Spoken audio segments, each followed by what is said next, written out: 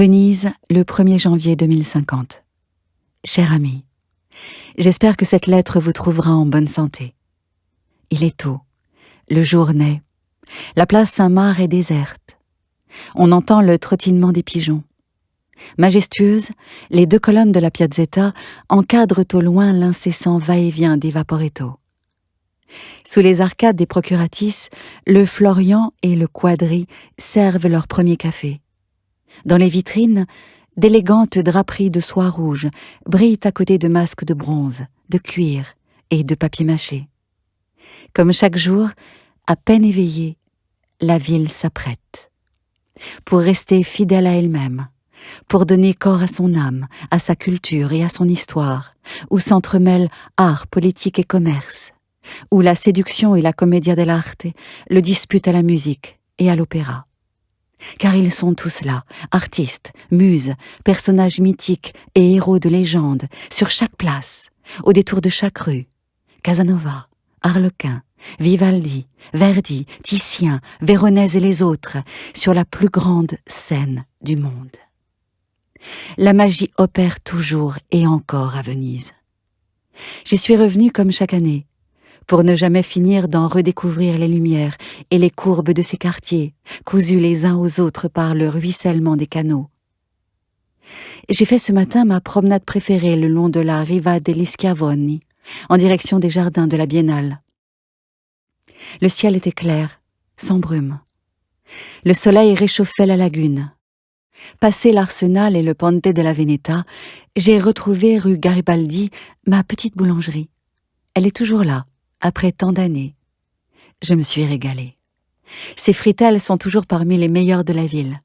Vous savez, ces petits beignets, parfumés et moelleux, servis nature ou garnis d'une crème au sabayon, préparée pour le carnaval. Vous les aimez bien, vous aussi, je crois. Puis j'ai marché jusqu'à l'embarcadère Sainte-Hélène. J'ai pris le Vaporetto jusqu'au Lido.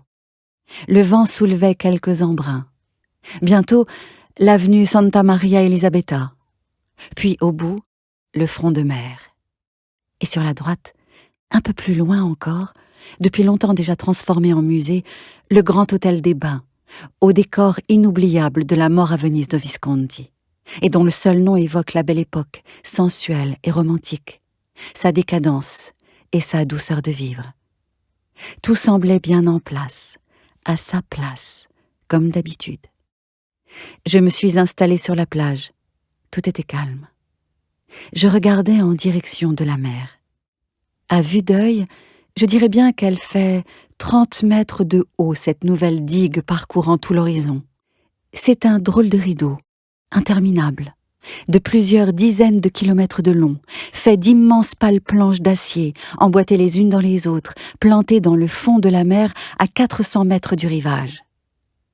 Depuis 5 ans, sans faillir, ce bouclier titanesque retient la mer, désormais de 3 mètres en moyenne plus haute que la lagune. Pouvait-on imaginer quelque chose de plus précieux que ce monumental édifice qui effraie tout autant qu'il rassure? Car grâce à lui, la Sérénissime est aujourd'hui, et pour de longues années encore, sauvée des eaux. Elle l'avait échappé belle pourtant. Ce que vous ne pouvez pas savoir, c'est que le précédent ouvrage mis en service en 2020, que vous connaissez sous le nom de Moïse, et sur lequel reposait tant d'espoir, n'avait pu pleinement s'acquitter de sa mission que pendant 20 ans. Avec le temps, il s'était progressivement révélé inopérant, malgré ses imposantes vannes escamotables, placées aux entrées de la lagune pour protéger la ville de l'Acqua Alta lors des hautes marées. Car malheureusement, le niveau de la mer a continué de monter, inexorablement. Une hausse exponentielle, déjouant les pires prévisions, atteignant maintenant plus de 15 cm par an. Oui, vous lisez bien. Pour sauver Venise de la catastrophe, il avait donc fallu tout repenser, tout reprendre à zéro, et imaginer à la hâte la plus folle et la plus radicale des solutions. Ainsi, en 2035, grâce à une souscription mondiale, fut-il entrepris de construire, encerclant la lagune et ses principales îles, cet immense mur de rétention surnommé la Grande Muraille, percé d'écluses pour laisser le passage aux bateaux. Désormais, au centre d'un immense polder qui lui sert d'écrin, Venise semble être à l'abri de la montée des eaux, pour le réconfort de tous. Quel soulagement aussi d'avoir assisté à la fin du désastreux défilé des paquebots géants traversant autrefois la lagune, qui, de toute leur hauteur, surplombaient monstrueusement la ville et qui, à chacun de leur passage, par leurs vibrations, contribuaient à l'engloutir un peu plus. Êtes-vous bien calé dans votre fauteuil? Car je pourrais bien vous surprendre davantage. En quelques années seulement, mais bien tardivement, les transformations du monde sont allées très vite, bien au-delà de la mise à l'abri de Venise. Devant l'urgence climatique, le 1er août 2038, une date déjà inscrite dans les livres d'histoire et au fronton des monuments publics, les dirigeants du monde entier se réunirent en un congrès extraordinaire à Los Angeles, dont la région fut ravagée l'année précédente par de terribles et interminables incendies où périrent près de 400 000 personnes.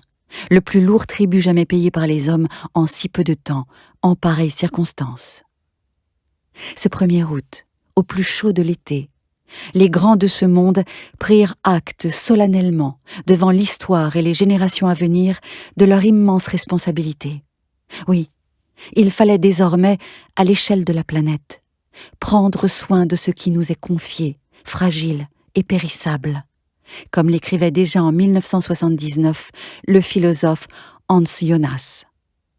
Son livre, Le principe responsabilité, traduit désormais dans toutes les langues, est aujourd'hui distribué dans les lycées du monde entier. Oui, il fallait cesser de faire semblant. Cette fois-ci, c'était la bonne. Nos gouvernants avaient décidé d'agir, ensemble. Ainsi, l'Organisation des Nations Unies fut chargée de lancer une nouvelle coalition mondiale, dotée de moyens considérables pour la sauvegarde de la vie et de la planète. Ce n'était pas trop tôt. Une formation d'une telle ampleur s'était déjà mise en place 4 ans plus tôt, à l'approche d'une énorme météorite qui avait failli heurter notre planète. C'est ainsi que depuis 15 ans, les pays membres de l'ONU versent chaque année un total de 3 000 milliards d'euros à celle que l'on nomme Learn for Life, qui conduit, au nom de l'humanité, de vastes projets pour préserver l'habitat terrestre. L'audace est de retour. Pouvez-vous l'imaginer? Des centaines de villes côtières ont été sauvées de la disparition en même temps que de vastes forêts sont replantées sur tous les continents. Mais il reste tant à faire. Des efforts considérables sont menés pour rétablir la biodiversité perdue et régénérer les grands écosystèmes. Mais quelle tristesse! Tant d'espèces animales et végétales ont définitivement disparu. Le grand requin, le tigre du Bengale, le gorille et l'éléphant d'Asie, pour ne citer que ceux-là, ne sont plus que des souvenirs dans les livres de classe, les films ou les musées. Le monde des insectes s'est, lui aussi, rétréci, bouleversant les chaînes alimentaires. Fort heureusement, des États-Unis à l'Europe et la Russie, jusqu'à la Chine, la plupart des activités polluantes ont été abandonnées, réduisant drastiquement les émissions de dioxyde de carbone. Mais le mal avait été fait depuis longtemps.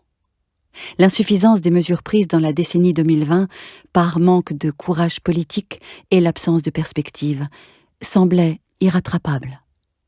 Il faut dire que la situation devenait très grave. Les objectifs fixés à Paris en 2015 par la COP21 de limiter le réchauffement de la planète à un niveau nettement inférieur à 2 degrés Celsius étaient totalement dépassés. En 2030, les prévisions étaient déjà de 5%. Je dois vous prévenir, aujourd'hui, la vie a bien changé. Les étés sont devenus insupportables sur tous les continents. C'est un four. Chaque année, pendant de longues semaines, les températures dépassent 60 degrés Celsius. Nous vivons régulièrement comme des reclus, invisibles, à l'abri des murs de nos maisons, dès les moindres chaleurs. Sans réelle surprise, les scientifiques nous ayant de longue date mis en garde, nous observons avec désolation la fonte accélérée des calottes polaires et des glaciers de montagne. De manière inéluctable et conforme aux pires prévisions, le niveau de la mer s'élève très vite, perturbe en profondeur les courants océaniques et dérègle le climat. S'ensuivent ouragans et tempêtes, tornades et incendies, inondations et glissements de terrain, se succédant sans répit. Chacun à sa façon, au milieu des siens et avec les siens, tente de faire face, mais personne ne parvient à s'habituer à tant d'épreuves et de douleurs, si souvent répétées à une telle échelle. La bonne nouvelle, cependant, c'est que les hommes et les nations, poursuivant sur leur lancée et bouleversés par tant de craintes et de désastres avérés, ont redoublé d'efforts, parachevant leur métamorphose dans un ultime sursaut de lucidité, de dignité et de courage. Ils voulaient encore y croire, sauver ce qui pouvait l'être, mus par une force rédemptrice ou simplement la raison. Ainsi, de concert, en très peu de temps, les grands dirigeants, réunis en un gouvernement mondial, ont réussi à mettre fin aux guerres de territoire et aux conflits de toutes sortes. L'abandon de migrants en pleine mer après des décennies de tragédie fut officiellement qualifié de crime contre l'humanité. L'idée d'économie circulaire s'est imposée à tous, tout comme celle de bien commun. Plus encore, l'ONU, qui tient lieu désormais de Parlement mondial avec 7000 députés élus au suffrage populaire, a voté à l'unanimité la mise en place d'un revenu universel et celle d'un capital universel, identique dans toutes les régions du monde. La richesse, produite en grande partie par des robots, est aujourd'hui mobilisée et répartie de manière à peu près égale, au profit de tous. Chacun fait sa part et contribue selon ses moyens. Étonnamment pour moi, qui garde le souvenir précis d'un autre temps, même les divergences idéologiques les plus farouches se sont apaisées, paraissant désormais futiles et dérisoires devant les enjeux de survie de l'humanité. Les gouvernants ont bien changé, leurs pratiques aussi, excitent le cynisme. À tous, plus que jamais, la vie paraît précieuse. Et par-dessus tout, ce qu'elle véhicule de culture partagée entre les hommes. Il semble bien que fraternellement, leur grande caravane ait encore envie de faire un bout de chemin. Une nouvelle idée de l'homme et de sa destinée semble se dessiner. Pour combien de temps ? Puisqu'en lisant cette lettre, vous permettez aux idées de voyager dans le temps, je vous en conjure. Laissez-moi définitivement vous convaincre que vous avez encore, comme tous vos contemporains, de là où vous me lisez, le pouvoir de changer et d'infléchir le cours des choses pour le meilleur, et non le pire.